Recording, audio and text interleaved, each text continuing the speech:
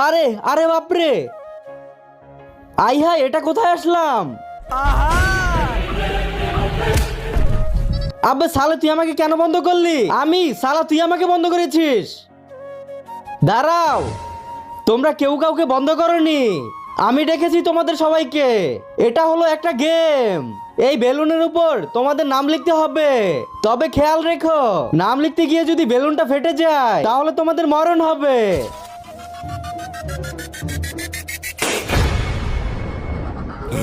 এখন তোর কি হবে? আরে বাপরে, আই হাই, আরে না চিন্টু, এরকমটা করিস না।